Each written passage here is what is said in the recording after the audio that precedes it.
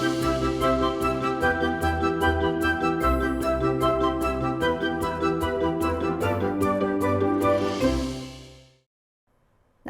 मैं हूं प्रियंका संभव और आप जुड़े हुए हैं hello money 9 personal finance edition. यानी दिन में हम 2 बार हेलो मनी 9 लेकर आते हैं। पहला 1 से 2 के बीच में जहां हम स्टॉक्स पर बात करते हैं, और दूसरा ये होता है 4 से 4:30 के बीच में, जहां पर्सनल फाइनेंस के अलग अलग एस्पेक्ट्स पर हम बात करते हैं। आपके लिए हम ऐसे एक्सपर्ट्स को लेकर आते हैं जो आपको एडवाइस दे सके, आपके म्यूचुअल फंड के पोर्टफोलियो से लेकर के इंश्योरेंस से लेकर के टैक्स, इन सब पर होती है बात हेलो मनी 9 में, जब आप जुड़ते हैं 4 बजे मेरे साथ। आज हम बात करने वाले हैं कि मार्केट रेगुलेटर सेबी ने म्यूचुअल फंड डीमैट खातों में नॉमिनी दर्ज कराना अनिवार्य कर दिया है, और आपको ये काम 31 दिसंबर तक पूरा कर लेना होगा। पहले ये डेडलाइन सितंबर की थी, इसे अब और एक्सटेंड किया गया है। यानी इस साल के अंत तक, जब आप हैप्पी न्यू ईयर कहेंगे जनवरी में, तब तक आपको अपने इन्वेस्टमेंट्स में नॉमिनी के नाम को लेकर के जो भी अपडेट आप करना चाहते हैं, नॉमिनी नहीं भरा है तो भरिए, भरा हुआ है तो चेक कीजिए जो डिटेल्स चाहिए वो आपने दी है या नहीं दी है, क्योंकि 31 दिसंबर को क्रॉस होने के बाद जो लोग अपने खातों में नॉमिनी दर्ज नहीं कराएंगे उनका खाता फ्रीज हो जाएगा। आरबीआई ने भी बैंक के ग्राहकों को भी अपने खाते में नॉमिनी को अपडेट करने या दर्ज करने के लिए कहा है, और कहा है कि इस काम को जल्दी कर लें। तो सरकार क्यों चाहती है कि आपके सारे इन्वेस्टमेंट्स में नॉमिनी हो, और इसे करते वक्त आपको क्या ध्यान में रखना है, आप किसे नॉमिनी बना सकते हैं, किसे नहीं। क्या हो सकता है 2-3 साल के बाद आप चाहें कि नॉमिनी आप बदल दें, अगर ऐसी कोई सिचुएशन आ गई कि आपको नॉमिनी बदलने की नौबत आई, तो क्या आप वो कर सकते हैं? तो इन तमाम सवालों का जवाब आज देंगे रचित चावला हैं, फाउंडर हैं ये मल्टीफाई के, ये सेबी रजिस्टर्ड जो है एनालिस्ट है, रिसर्च एनालिस्ट है। Thank you so much Rachit, आज आपने वक्त निकाला मनी 9 के लिए। Welcome to Money 9। बहुत ही इंपॉर्टेंट टॉपिक है। Thank you for having me on the show. Thank you. So मैं चाहती हूँ कि जो लोग रचित से इस नॉमिनी से जुड़े जो भी प्रोसेस है इस पर सवाल पूछना चाहते हैं, इस तरह से आप सवाल पूछ सकते हैं हमसे अभी शो के दौरान। व्हाट्सएप से अगर आप सवाल भेजने में कंफर्टेबल हैं तो 9311121874 पर भेजिए अपने सवाल।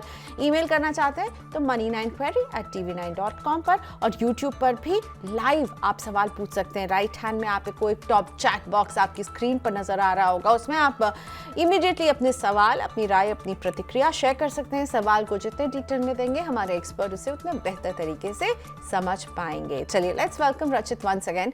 रचित, सबसे पहले ये बार बार नोटिफिकेशन हमारे फोन्स पर आ रहे हैं, जिन्होंने निवेश किया, मैंने तो ये काम कंप्लीट कर लिया, मुझे नॉमिनी में जो अपडेट करना था कर लिया था, लेकिन ये बहुत ही इंपॉर्टेंट स्टेप है आपके इन्वेस्टमेंट का कि उसमें नॉमिनी है या नहीं है। इनफैक्ट कुछ लोग अगर नॉमिनी नहीं भी रखना चाहते हैं तो उनको भी ऑप्शन मिलेगा कि आप ऑप्ट आउट कर दीजिए। ये कितना इंपॉर्टेंट है और कौन हो सकता है नॉमिनी रचित?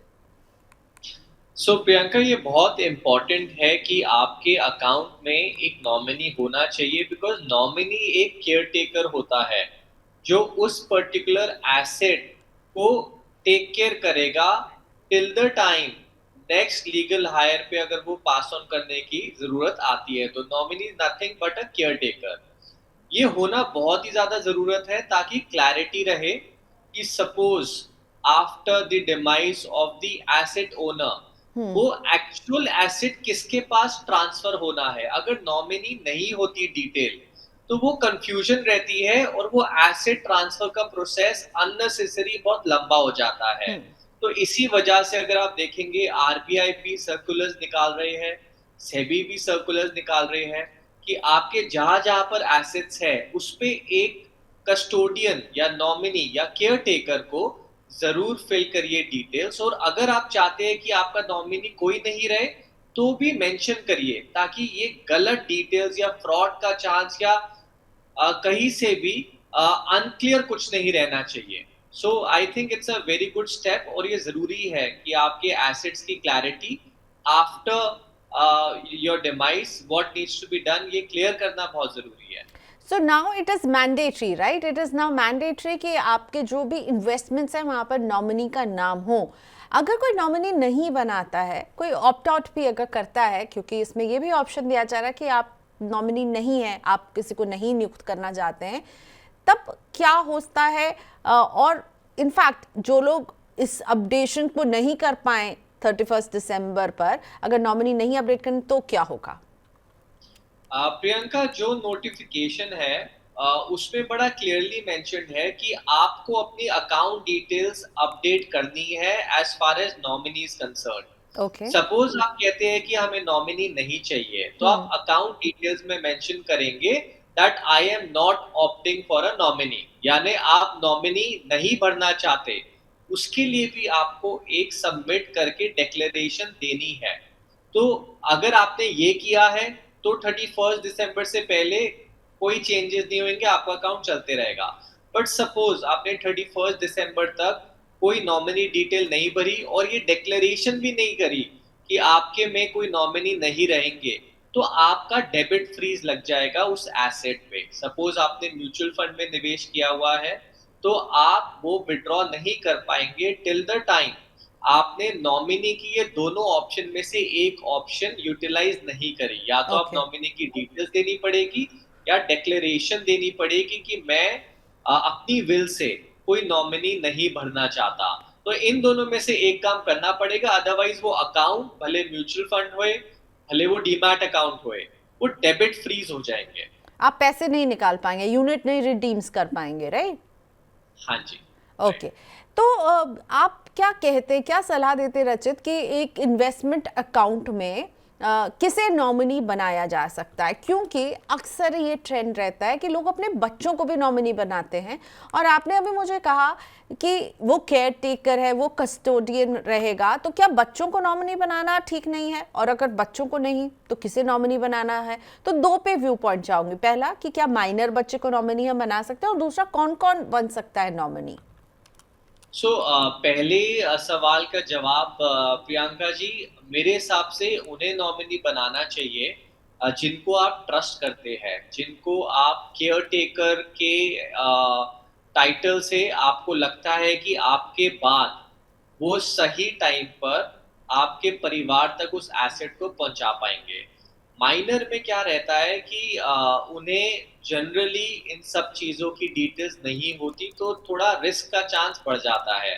बट अगर एक अबव 18 ईयर्स ऑफ एज का कोई भी इंडिविजुअल होए, वो आपका दोस्त भी हो सकता है, वो आपका नोन भी हो सकता है, जिसको आप ट्रस्ट करें, उनको केयर टेकर बनाना चाहिए। बिकॉज वो ही है जो अपने डिटेल्स देकर दो तीन डिटेल्स और देनी पड़ती है जिनके पास एसेट्स है, जैसे डेथ सर्टिफिकेट या फिर लीगल हायर सर्टिफिकेट। वो ही आपके एसेट को आपके सही कस्टोडियन, सही लीगल हायर तक, जो आपके बाद उस एसेट का ओनर है, वो पहुंचा पाएंगे। तो आई फील नॉमिनी जरूर भरना चाहिए। कोई भी इंडिविजुअल, ये नॉमिनी कभी भी एंटिटी नहीं होती, ये हमेशा एक इंडिविजुअल होता है। ओके। प्लस आप अप टू 3 नॉमिनीज भी भर सकते हैं। ऐसा नहीं है कि आपको एक ही नॉमिनी भरना है। अगर आप एक से ज्यादा नॉमिनी भरेंगे तो accordingly right of transfer of that asset percent में डिवाइड हो जाएगा। अगर दो नॉमिनी है तो दो में 50-50 बन जाएगा, तीन है तो 33.33% बन जाएगा। But okay. Nominee is never an owner, वो सिर्फ कस्टोडियन है। सो किसी ट्रस्टवर्दी व्यक्ति को आप नॉमिनी बनाएं। ओके, सो आपने कहा नॉमिनी ओनर नहीं है, नॉमिनी सिर्फ वो ब्रिज होगा जो इसे लीगल आयर तक पहुंचाएगा। तो नॉमिनी के राइट्स कुछ होते हैं क्या उस संपत्ति पर? और अगर वो कहे फाइनल वर्ड कि लीगल एयर ये है, या फिर वो विल से साबित होगा कि लीगल एयर कौन है, फिर उसको पहुंचाना है। थोड़ा सा नॉमिनी की ड्यूटीज और उसके राइट्स के बारे में बताएंगे? हाँ जी। सो नॉमिनी बड़ा क्लियर लॉ है कि is only a care taker. Suppose किसी के पास रजिस्टर्ड बिल है जिसके अंदर लिखा हुआ है कि ये डीमैट अकाउंट एक्स नाम के व्यक्ति के पास जाना चाहिए डिमाइस के बाद, तो चाहे वो नॉमिनी कुछ भी कर ले, वो डॉक्यूमेंट सुपरसीड करेगा नॉमिनी को। यानी जो विल है, जो रजिस्टर्ड विल है, अल्टीमेटली डिविजन ऑफ एसेट्स या ट्रांसफर ऑफ एसेट्स वो विल के हिसाब से ही होंगे। बट नॉमिनी का काम क्या है? सपोज विल नहीं एग्जिस्ट करती, then nominee will have to ensure कि वो राइट व्यक्ति को ट्रांसफर ऑफ एसेट्स दे सके। बट फिर भी नॉमिनी ऐसा नहीं है कि वो किसी भी व्यक्ति को ट्रांसफर कर देगा एसेट। उसको बकायदा एक सर्टिफिकेट देना पड़ेगा जिसमें लीगल हायर के शेयर्स होंगे, लीगल हायर के राइट्स होंगे, परसेंटेज बकायदा लिखी होगी कि अगर ये 100 रुपीज है तो कितने कितने रुपीस किस किस फैमिली मेंबर्स के नाम ट्रांसफर होंगे। तो नॉमिनी एज अ कस्टोडियन वो डिटेल सबमिट करेगा और अकॉर्डिंगली वहां से म्यूचुअल फंड हो या डीमैट अकाउंट हो, वो कंपनी उन उन फैमिली मेंबर्स को ये सारे एसेट्स डिस्ट्रीब्यूट कर देंगे। ओके, सो अब ये अभी जिस तरह से लग रहा है कि सेबी ने तो इसे मैंडेटरी ही कर दिया है और आरबीआई भी बार बार कह रही है कि प्लीज़ कीजिए, बैंक्स आपको कांटेक्ट कर रहे हैं, तो क्या वजह है कि सेबी से लेकर के आरबीआई इतना प्रेशर क्यों बना रहे हैं कि आपको नॉमिनी अपडेट करना है? देखिए पहले जब 2014 में बीजेपी सरकार आई, उस टाइम पर internet credit inclusion, number of demat accounts, bank accounts इतने नहीं होते थे। बट पिछले कुछ सालों में ये up to 12 to 13 crore accounts open हो चुके हैं, which is almost more than 10% of the public at large. तो इसकी वजह से सेबी और आरबीआई थोड़ा ज्यादा कॉशन ले रहे हैं, क्योंकि इतने सारे लोग इन्वॉल्व है और इतना सारा पैसा इन्वॉल्व है, इतने सारे एसेट्स इन्वॉल्व है। They do not want any litigation. Litigation कब होती है? जब आपको क्लैरिटी नहीं है कि आपके बाद इसका ओनर कौन होएगा, और आपके पास कोई नॉमिनी भी नहीं है, कस्टोडियन भी नहीं है जो कोर्ट्स या सिस्टम को गाइड कर सके कि एक्चुअल इसका ओनर ये है। बट सेबी एंड आरबीआई देख पा रहे हैं कि number of wealth, number of people बहुत ज्यादा इंपैक्ट हो सकते हैं नॉमिनी के ना होने पर। इस वजह से वो एक एड ऑन फिल्टर लगा रहे हैं जिससे कोई डिस्प्यूट ना होए कल को आने वाले समय में। वो क्लैरिटी रखना चाह रहे हैं। और प्लस हमारे देश में अनक्लेम डिपॉजिट का आंकड़ा भी बहुत तेज़ी से बढ़ रहा है, क्योंकि बैंक्स, डीमैट, म्यूचुअल फंड में ऐसा कई पैसा, बहुत करोड़ों पैसा है जिसका कोई दावेदार नहीं है। और वो क्यों नहीं है? क्योंकि लोगों ने अपने इन्वेस्टमेंट में शायद नॉमिनी दर्ज नहीं किया, वो गुजर गए हैं तो उनकी फैमिली को पता ही नहीं कि वो पैसा है क्या, कोई निवेश किया है। So this is also one big reason. अगर किसी के बैंक में पैसा जमा हो और उसमें कोई नॉमिनी नहीं है, तो खाता धारक की अगर मृत्यु हो जाती है तो ये पैसा फिर किसी और कैसे मिलेगा, अगर वो एक ऐसा अकाउंट है जिसमें नॉमिनी नहीं है? सो प्रियंका, अगर नॉमिनी नहीं है, सबसे बड़ी डिफिकल्टी होती है कि अकाउंट होल्डर्स के फैमिली को कैसे बताया जाए। तो नॉमिनी की एब्सेंस में बहुत बार कम्युनिकेशन मिस हो जाती है, इसी वजह से बार बार सर्कुलर्स आ रहे हैं कि नॉमिनी डिटेल जरूर भरिए। बट सपोज एक बैंक अकाउंट है जिसमें नॉमिनी डिटेल नहीं है, तो जो भी उनके लीगल हायर है उनको उस बैंक को कांटेक्ट करना है, एक proof of death certificate deposit करना है, और साथ में जो भी रजिस्टर्ड विल या जो भी लीगल हायर डॉक्यूमेंट है जो सब्सटैंशिएट करता है कि एसेट्स ऐसे ऐसे डिवाइड होंगे, वो साथ में जमा करना है। जैसे ही वो बैंक के पास आएगा, वो बैंक वैलिडेट करेंगे डॉक्यूमेंट्स को, एंड अकॉर्डिंगली उन फैमिली मेंबर्स को उनके राइट्स और उनके इंटाइटलमेंट जितना भी परसेंटेज शेयर है वो डिवाइड कर देंगे। ओके, ऑलराइट, चलिए हम अब अपने व्यूअर्स के क्वेश्चन लेंगे, लेकिन उससे पहले एक क्विक रिमाइंडर कि अगर आप हमारे शो में अभी जुड़ना चाहते हैं इस समय लाइव, तो आप अपने सवाल हम तक भेजिए प्लीज़। व्हाट्सएप कर सकते हैं आप अपने क्वेश्चंस 9311211874 पर, ईमेल कर सकते हैं money9query@tv9.com पर, ट्विटर, फेसबुक, यूट्यूब पर आप जुड़ सकते हैं यूट्यूब के कमेंट बॉक्स पर, यानी कि राइट में एक टॉप चैट बॉक्स आपको नजर आ रहा है, आप इसमें प्लीज अपने सवाल भेजिए। जैसे कि मोहित जी ने भेजा है हमें सवाल। मोहित, आपका सवाल निवेश से जुड़ा हुआ है, ना कि नॉमिनी जिस पर हम बात कर रहे हैं, but I will still take that question in some time. पहले मैं कुछ ऐसे सवाल लेना चाहती हूँ जो इस टॉपिक पर हमारे पास स्पेसिफिकली आए हैं। तो अगर नॉमिनी से जुड़ी कोई भी बात आप जानना चाहते हैं तो प्लीज़ लिखिए अपना सवाल। और अभी गीता राय हमारे साथ फोन लाइन पर हैं क्या? उनका सवाल हमारे पास व्हाट्सएप पर आया हुआ था। गीता राय से बात कर सकते हैं क्या हम अभी? ओके, गीता राय हमारे साथ लाइन पे हैं। Thank you so much PCR team. चलिए गीता राय से बात करते हैं। गीता जी नमस्ते, क्या जानना चाहते हैं आप? हेलो जी मैम, बताइए क्या है आपका सवाल। नमस्ते। हेलो, नमस्ते मैम। एक्चुअली मुझे पूछना था कि मैंने ग्रो ऐप के जरिए ना म्यूचुअल फंड और स्टॉक मार्केट में इन्वेस्ट करके रखा है, लेकिन इसमें नॉमिनी मैंने अभी तक नहीं बनाया है। इस बारे में पता नहीं है कि इसको कैसे पता करें कि नॉमिनी कैसे बनाते हैं। ओके, और कहाँ इसको आपको दर्ज करना होगा, राइट। चलिए हाँ। रचित, आप गीता की हेल्प करेंगे। ये इन्वेस्टमेंट करती हैं, पर कैसे ये नॉमिनी की डिटेल्स को अपडेट करें या चेक करें? क्योंकि जहाँ तक मुझे पता, मेरे पास तो खुद ही एसएमएस आ गया था कि प्लीज़ आप नॉमिनी को अपडेट कीजिए। तो अगर किसी से वो एसएमएस मिस हो गया है तो अब उन्हें क्या करना चाहिए अगर ये ऐप के ज़रिए इन्वेस्टमेंट करती हैं तो? या गीता जी, जनरली जितने भी मोबाइल ऐप्स हैं जो डीमैट अकाउंट्स में डील करते हैं, जनरली जब आप लॉग इन करेंगे तो एक पेज आता है अकाउंट डिटेल्स। आप उस पेज पे क्लिक करिए एंड उस अकाउंट डिटेल्स में अलग से कॉलम रहता है नॉमिनी डिटेल्स का। वो नॉमिनी डिटेल्स में आप व्यू कर पाएंगे। अगर वो नॉमिनी डिटेल्स ब्लैंक है, दैट मीन्स आपने कोई डिटेल नहीं सबमिट करी। आप इमीडिएटली उसको एडिट कर सकते हैं। एडिट करके आप जिसको भी नॉमिनी बनाना चाहें, आप उनका नाम, उनके क्रेडेंशियल्स, डिटेल्स डाल सकते हैं एंड जैसे ही आप सेव करेंगे, आपकी नॉमिनी डिटेल अपडेट हो गई। ये जितने भी डिजिटल प्लेटफॉर्म्स हैं, उनका फायदा ये है कि इंस्टेंटली ये नॉमिनी डिटेल अपडेट कर देते हैं अपने डीमैट में। तो आप जैसे ही सेव करेंगे, आपको इमीडिएटली वो रिफ्लेक्ट कर जाएगा अकाउंट डिटेल्स के अंदर, नॉमिनी डिटेल्स में, कि अब ये आपके अकाउंट के नॉमिनी है। Okay, all right. चलिए अगला सवाल जो है वो सत्यप्रकाश जी का, जो हमारे साथ हैं। सत्यप्रकाश जी नमस्ते, स्वागत है आपका मनी नाइन में। क्या जानना चाहते हैं आप? पूछिए अपना सवाल। ओके सत्यप्रकाश जी से हमारी बातचीत नहीं हो पा रही है। Okay, I will take his question. आ गए हैं? ओके जी, सत्यप्रकाश जी नमस्ते, मनी नाइन में स्वागत है आपका सर। पूछिए अपना सवाल। ओके इनसे हमारी बात नहीं हो पा रही है तो मैं इनका सवाल ले लेती हूँ। इन्होंने बताया कि शादी से पहले इनके पीएफ और बैंक अकाउंट में इन्होंने अपने दोस्त को नॉमिनी बनाया था।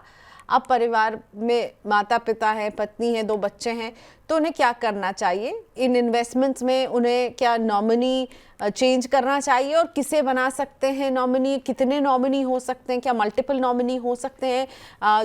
रचित ने इसका जवाब दिया था, पर रचित सत्यप्रकाश जी को स्पेसिफिकली आप बताएंगे क्या मल्टीपल नॉमिनी रख सकते हैं? फ्रेंड थे इनके पहले नॉमिनी, अब वो बदलना चाहते हैं। सत्यप्रकाश जी, आप कितने भी टाइम्स अपने नॉमिनी को चेंज कर सकते हैं। आप अपने हिसाब से नॉमिनीज डिलीट भी कर सकते हैं, ऐड भी कर सकते हैं। आप बैंकर को बोल भी सकते हैं कि मैं एक से ज्यादा 2 नॉमिनी चाहूंगा। परमिशन मिलती है अप टू 3 नॉमिनीज तक की। बट नॉमिनीज आपको समझना पड़ेगा कि वो सिर्फ एक केयर टेकर है, he is not a legal higher. बहुत बार लोगों को लगता है कि नॉमिनी का मतलब हमारे जाने के बाद वो ओनर बन जाएगा। ऐसा बिल्कुल नहीं है। कोई भी ट्रस्टवर्दी आपका फ्रेंड जो एजुकेटेड होए, जो आपको हेल्प करे बाद में, जनरली उसको नॉमिनी बनाना चाहिए, सो दैट जो एसेट ट्रांसफर है वो एक बहुत इजी हैसल फ्री तरीके से आपके लीगल हायर्स तक पहुंच जाए। लीगल हायर्स जो क्लास 1 लीगल हायर्स है, उसमें आपके पेरेंट्स, आपकी वाइफ, आपके बच्चे आएंगे। तो अगर आपको लगता है कि ये व्यक्ति को नॉमिनी बनाने से आने वाले समय में आपको हेल्प होगी और ये इजीली ट्रांसफर कर देंगे, तो आपको उन व्यक्ति को, जिन पे भी आपका ट्रस्ट है, उनको ही नॉमिनी बनाना चाहिए। ओके सो जब आपने अभी थोड़ी देर पहले रचित कहा था कि अगर 3 नॉमिनी हम बनाते हैं तो 33.33 के हिसाब से तीनों में बंटवारा होगा, तो ऐसे में वो जब डिसाइड करेंगे कि ये पैसा कैसा जाएगा, तो फिर वो उसमें भी यही डिविजन काम करेगा कि वो केवल 33.33% के लिए जिम्मेदार होंगे। एब्सोल्युटली प्रियंका। तो उसमें होएगा क्या, अगर 100 रुपीज है, वो चाहेंगे कि एक्स लीगल हायर तक पैसे पहुंचे, तो उनकी जो कैपेसिटी या उनकी जो इंस्ट्रक्शंस है, that will be limited to only 33.33%। Then the other 2 nominees will also have to come and tell कि किस लीगल हायर पे वो पैसा ट्रांसफर होना चाहिए। ओके, सो मल्टीपल नॉमिनी हो सकते हैं, आप इस नॉमिनी को जितनी बार चाहें उतने बार चेंज भी कर सकते हैं, सो इसमें कोई बंदिश नहीं है। नवीन जी का सवाल लेते हैं। नवीन जी ने हमें बताया कि इनके फादर और इनकी ग्रैंड मदर यानी पिता और दादी का एक जॉइंट खाता था। दादी और पिताजी दोनों ही अब इस दुनिया में नहीं रहे हैं, उनके बैंक अकाउंट का कोई नॉमिनी भी नहीं है, तो दादी जी का फैमिली काफ़ी बड़ी है, तो ये पैसा अब कैसे ट्रांसफ़र होगा आगे, क्योंकि दोनों ही जो अकाउंट होल्डर्स थे अब उस दुनिया में नहीं है। देखिए, इसी रीजन की वजह से अभी सेबी और आरबीआई कह रही है कि नॉमिनी डिटेल्स को अपडेट रखो ताकि कोई कंफ्यूजन ना रहे बाद में। और आपकी जो सिचुएशन है अब बिकॉज नॉमिनी डिटेल नहीं है उसके अंदर, अब आपको एक proof of death certificate along with legal heir certificate जिसके अंदर सारे लीगल हायर्स के नाम और शेयर्स होंगे, आपको वो डिपॉजिट करवाना पड़ेगा बैंक में। बैंक उस डॉक्यूमेंट को स्क्रूटनाइज करेगा and once bank is satisfied कि ठीक है ये legal heirs are the rightful owners, then वो accordingly as per the legal heir certificate divide करके जिन जिन लोगों का शेयर है वहां पर ट्रांसफर कर दिया जाएगा। ये लीगल हायर सर्टिफिकेट और विल क्या अलग अलग हैं रचित? So registered will acts like a legal hire certificate. Okay, but बहुत बार हमने ये देखा है प्रियंका कि लोग विल भी नहीं रजिस्टर करवाते। एब्सोल्युटली जी। तो जब विल भी नहीं होता then comes the legal heir certificate जिसके अंदर हिंदू फैमिली एक्ट इन्वॉल्व होता है, जिसपे प्रॉपर्ली डिविजन बनती है कि कितनी बड़ी फैमिली है और एक पूरा फैमिली ट्री बनाया जाता है और उसमें सबके अलग अलग हिस्सेदारी होती है। बहुत डिफरेंट डिफरेंट सिनारियोज होते हैं कि अगर सपोज जॉइंट फैमिली है, जैसा आपने कहा कि बहुत बड़ा परिवार है, तो जो मेन हेड है परिवार का वहां से 100% वेल्थ स्टार्ट होती है, but it gets distributed to the grand children also. Okay, so that's why it's always preferred कि एक रजिस्टर्ड विल होनी चाहिए। ठीक है। सबसे पहले तो निवेश में नॉमिनी होना चाहिए और इसके अलावा जो आपको करना चाहिए कि एक विल होना बेहद ज़रूरी है, और विल से जुड़े कई स्टोरीज मनी9 करते आए, तो प्लीज़ हमारे ऐप पर ज़रूर जाइए और देखिए कि क्यों विल ज़रूरी होता है। अलका कपूर से अब हम बात करेंगे, अम्बाला से जुड़ रही हैं अलका जी हमारे साथ। नमस्ते अलका जी, कैसे मदद करें आपकी? Welcome to Money9 ma'am. नमस्ते प्रियंका, मैं अलका बात कर रही हूँ। अलका, मेरे और मेरे पति का जॉइंट अकाउंट है। हमने पोस्ट ऑफिस, म्यूचुअल फंड और स्टॉक मार्केट में इन्वेस्ट कर रखा है। मैं जानना चाहती हूँ कि क्या जॉइंट अकाउंट पे नॉमिनी होना जरूरी है? ठीक है, तो अलका जी को क्या जवाब देंगे रचित आप? जॉइंट अकाउंट है, नॉमिनी की जरूरत पड़ेगी? एब्सोल्युटली, नॉमिनी हर एक अकाउंट भले वो इंडिविजुअल हो या जॉइंट हो, नॉमिनी इज ऑलवेज यूजफुल। उसका फायदा ये है कि सपोज जॉइंट के अंदर कोई डिमाइस हो जाती है तो nominee will direct the flow of assets उस अकाउंट से लेकर आपके लीगल हायर तक। और ऐसा तो है नहीं कि एक बार नॉमिनी आपने बना दिए तो आप चेंज नहीं कर सकते, आप ऐड, एडिट, डिलीट सब कुछ कर सकते हैं नॉमिनी में, क्योंकि नॉमिनी कभी भी ओनर नहीं माना जाता। तो बट क्लैरिटी से कि हैसल फ्री पैसा आपके एंड राइटफुल ओनर तक पहुंच जाए, उसके लिए नॉमिनी का बहुत वाइटल एक्ट है, बिकॉज नॉमिनी हैज द से कि भाई ये पैसा यहाँ जाना चाहिए। Since I am the nominee, मैं आपको डॉक्यूमेंट जमा करवा रहा हूँ, ये जो पूरा प्रोसेस है वो एक स्ट्रीमलाइन और एक सरल तरीके से हो जाता है। Otherwise in absence of a nominee बहुत डिफिकल्ट एंड कम्बरसम हो जाता है ये प्रोसेस। एब्सोल्युटली। चलिए, तो नॉमिनी पर तो हमने बहुत बात कर ली, एक निवेश से जुड़ा हुआ सवाल है वो मैं लेना चाहूँगी रचित, वो इसलिए भी क्योंकि मोहित यादव पूछ रहे हैं, जो हमारे रेगुलर व्यूअर हैं, लाइव जुड़े हुए हैं। तो मोहित ये पूछ रहे हैं कि मिड कैप और स्मॉल कैप में एक्टिव फंड सही रहेंगे या इंडेक्स फंड? कौन से फंड्स ज़्यादा रिटर्न देंगे अगर ये लंबे समय के लिए निवेश करते हैं? Rachit, I hope you are comfortable in answering him. मुझे पता है हमने आपसे बोला था कि हम नॉमिनी पर बात कर रहे हैं, but how about taking Mohit Yadavs question कि एक्टिव सही है या इंडेक्स? सो इंडेक्स एक कॉन्सेप्ट है जो यूएसए में बड़ा पॉपुलर रहा। वैनगार्ड करके कंपनी है जो इसने ये इंडेक्स का लॉन्च किया था बहुत साल पहले। इंडेक्स फंड इंडिया में बहुत पॉपुलर हो रहा है। उसका सबसे बड़ा रीजन क्या है? जो लोग भी लॉन्ग टर्म इन्वेस्ट कर रहे हैं, सबसे सस्ता इंडेक्स फंड ही पड़ता है।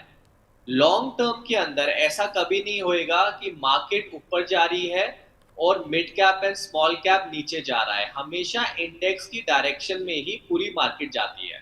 तो अगर आप लंबे समय के लिए फायदा उठाना चाहते हैं तो आपको हमेशा इंडेक्स ही प्रेफर होना चाहिए। उसका रीजन क्या है कि कॉस्ट बहुत ज्यादा कम है। लंबे समय में आधा % की कॉस्ट भी बहुत ज्यादा इंपॉर्टेंस रखती है।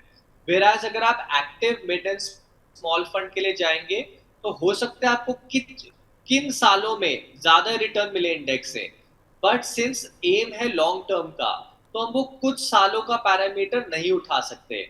हमें तो वो चीज में इन्वेस्ट करना है जिसपे एवरी सिंगल ईयर आपको कुछ ना कुछ बेनिफिट मिले।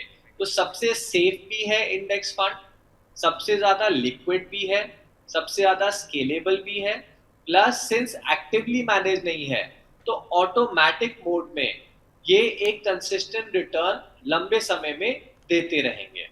Okay, all right. सो ज़रूर लॉन्ग टर्म का नज़रिया है तो इंडेक्स फंड एक अच्छी चॉइस हो सकते हैं। Thank you so much Rachit, आज आपने वक्त निकाला मनी 9 के लिए, शुक्रिया। Thank you Priyanka for having me on the show. Okay, bye bye, have a nice evening. चलिए आज के शो को यहीं रैप अप करते हैं। शुक्रिया जो लोग जुड़े थे हमारे शो में, और जाते जाते आपको बता दें money9.com ये है हमारी वेबसाइट जहां आप पर्सनल फाइनेंस से जुड़ी हर खबर, हर अपडेट पढ़ सकते हैं। 7 भाषाओं में money9.com है। जब आप वेबसाइट पर जाएंगे आपसे लैंग्वेज चॉइस पूछा जाएगा और आप ऑप्ट कर सकते हैं कि आप पर्सनल फाइनेंस की खबरों को हिंदी में पढ़ना चाहते हैं या गुजराती में या फिर बांग्ला में। तो money9.com पर विजिट करना नहीं भूलिएगा। Thank you for watching us. money9 के ऐप को भी डाउनलोड कर लीजिए क्योंकि पर्सनल फाइनेंस से जुड़े कई कंटेंट हम आपके लिए वहाँ पर बना रहे हैं। जैसे आज हमने नॉमिनी की बात की तो नॉमिनी पर आपको एक अच्छी सी स्टोरी मिलेगी जिसमें आप इसके फ़ायदे, इसके ना होने के नुकसान और कैसे बनाएं ये समझ सकते हैं। तो money9 के ऐप पर पहुँच जाइए। आज के लिए इतना ही, बाय बाय।